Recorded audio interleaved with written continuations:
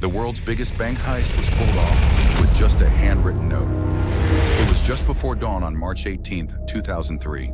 Baghdad was quiet, as if the whole city knew something big was coming. The US invasion was only hours away, and Saddam Hussein could feel the end closing in. But before the bombs fell, he had one last move to make. A move that would become the biggest bank robbery in history. At around 4 a.m., 3 large trucks rolled up to the Central Bank of Iraq.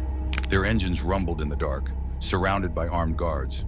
Inside one of the vehicles sat Saddam's son, Qusay Hussein, calm, confident, and holding a single handwritten note from his father. The note carried Saddam's personal order. Withdraw $1 billion in cash, immediately. No questions asked, no time to waste. The guards opened the gates. Qusay walked through the marble halls of the central bank and handed the note to the manager. The order was simple. Load 920 million US dollars and another 120 million euros into the trucks. Saddam said it was to protect the money from American aggression.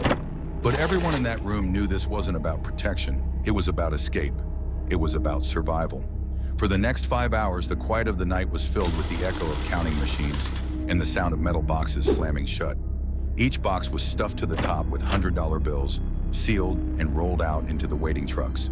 No alarms, no sirens, no shouting. It was the cleanest billion-dollar heist ever pulled off, and all it took was one note signed by a dictator. By sunrise, the trucks were gone, swallowed by the empty streets of Baghdad. A few hours later, the sky roared with the first wave of US airstrikes. Iraq was under attack, and Saddam's empire began to crumble. Weeks later, American soldiers sweeping through one of Saddam's palaces made a shocking discovery. Behind a false wall, they found dozens of metal containers stacked neatly, each packed with cash. The soldiers thought it was some kind of joke, until they opened one. Inside were $4 million in crisp hundreds, then another. By the time they were done counting, they had found $661 million. But the math didn't add up. Almost $400 million was still missing. It had vanished without a trace. Some believed it was smuggled across the border to Syria.